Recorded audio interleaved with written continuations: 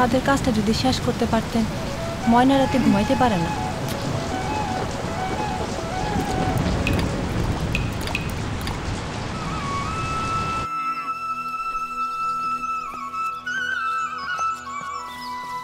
খাও সুলতান। এত ছোট গরু বেচতে পারবেন? ব্যস্ত তো হইবই, নাহলে সাদের কাজটা কেমনি শেষ করব?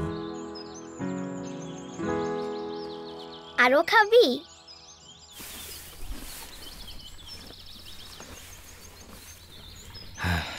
বাজান, তুমি সুলতানের নিয়ে কই যাও?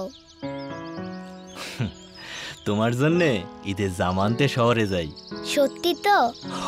আমার জন্য লাল জামা নিয়ে আইবা। আচ্ছা মা।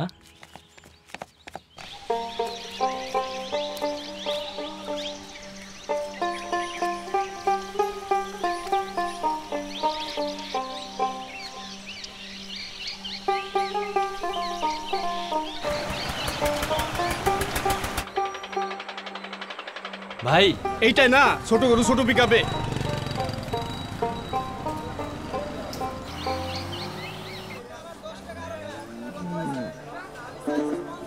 জি না গরু, নাম রাখছে সুলতান।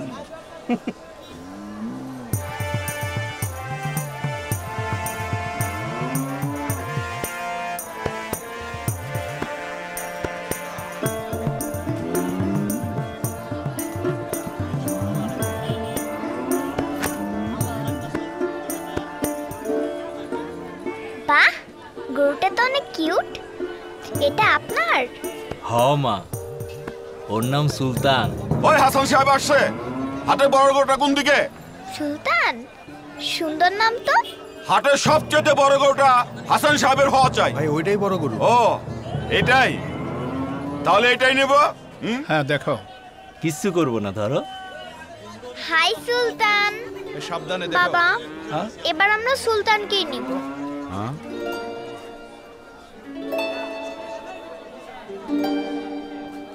লিসা মামনি, এটা তো অনেক ছোট গরু। বাবা, কোরবানির পশু কি সবচেয়ে বড়ই হতে হয়? ছোট বড় তো বিষয় না, পছন্দের পশু কোরবানি দেওয়াই তো আসল কোরবানি, তাই না? হ্যাঁ তাই তো মামুনি।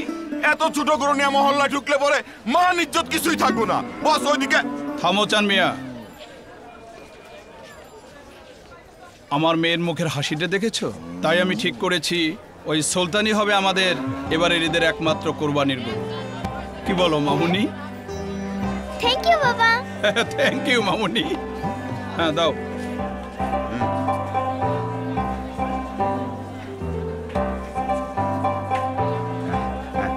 এটাই ঠিক হয়েছে।